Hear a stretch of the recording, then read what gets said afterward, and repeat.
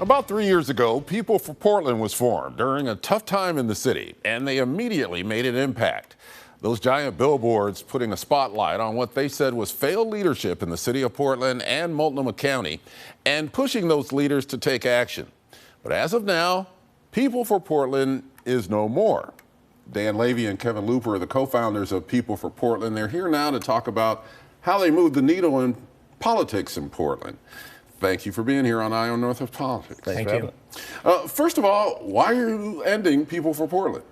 Kevin, go ahead. Well, the real question here, from my perspective, is why do we start this thing?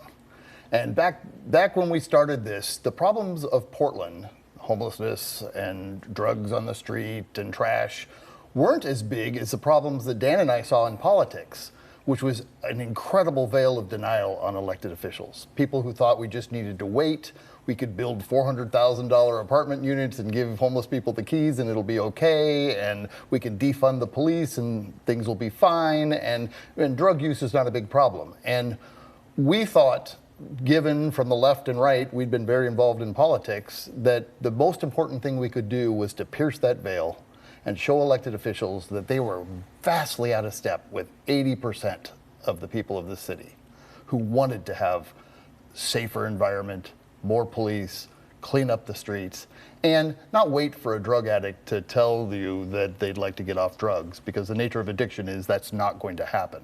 So we wanted to, at first, conduct a campaign that made them feel like every day they were being held accountable for actually doing something, not just saying something. Your background are as political strategists, right? Yeah.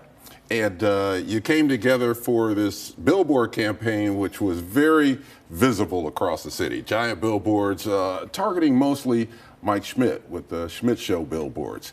Why did you decide to target him specifically and to go after him in that way? Well, the DA has an incredible power, incredible authority, particularly in public safety. Public safety is on everybody's mind, is the number one issue. But a lot of times, district attorneys aren't that well known. And so we wanted to make people aware of who Mike Schmidt is, and hold him accountable. And by virtue of focusing on him, we also thought we'd be sending a message to other elected officials about the priority of public safety.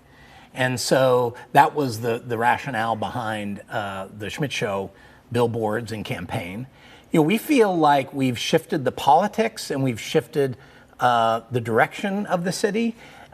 We haven't solved the problems yet in Portland. There's big problems remain: homelessness, crime, drugs, garbage, trash, graffiti. All those problems still remain, but at least we've got people debating and fighting over pragmatic solutions to solve them now.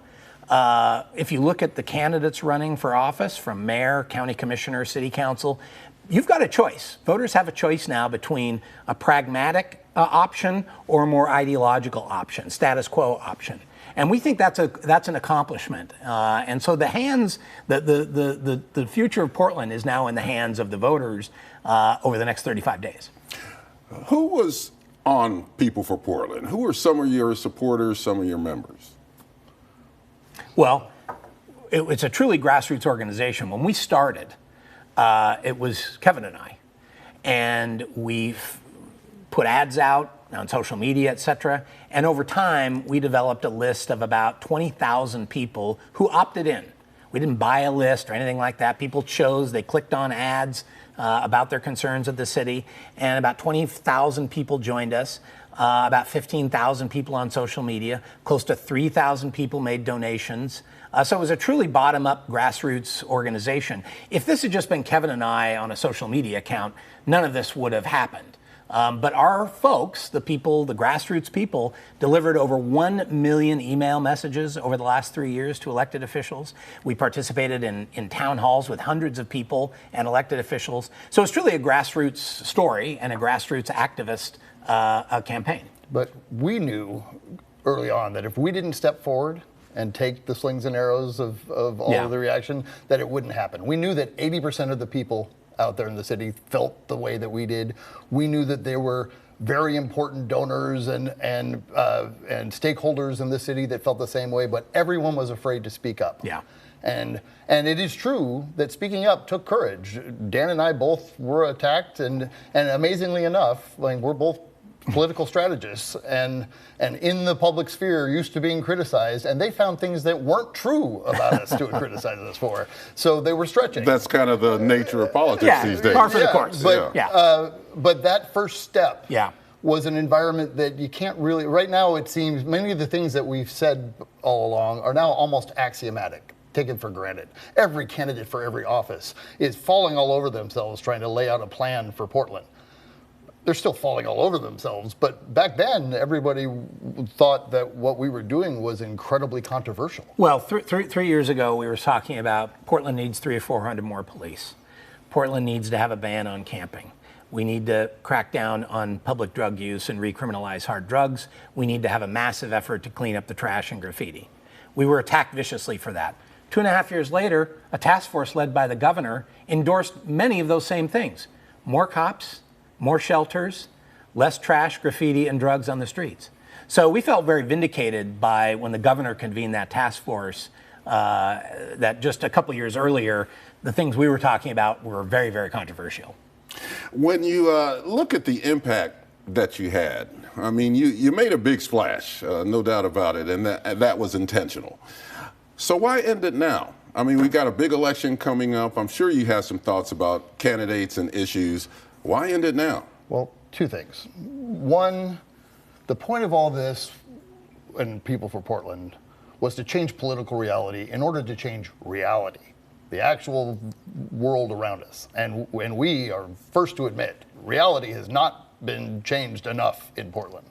But the work that we were doing has naturally come to its end now. We have now changed the political reality. Now it really is, as Dan said, up to voters to decide if these political elected officials aren't doing enough. We don't need to change what they say. We need to change who they are. And that is not appropriate for an issues advocacy organization to do. That voters have to actually do themselves. So we've gotten that to this point. But now I believe personally, the margin of shame as a leverageable force in political life in Portland is gone. Elected officials now have learned how to speak the language of People for Portland. They now need to be held accountable for doing the things that they need to do. Yeah. Political consultants can help shape and frame a debate. We can't clean up the streets, right? We can't end homelessness. Those are things that now the voters have to hold elected officials accountable for doing. And that's why you say in your release announcing the end of People for Portland, it's in your hands now. Yeah. Absolutely. Thank you, gentlemen, for being on Eye on Northwest Politics. Appreciate it. Thank you, Ken. Thank you.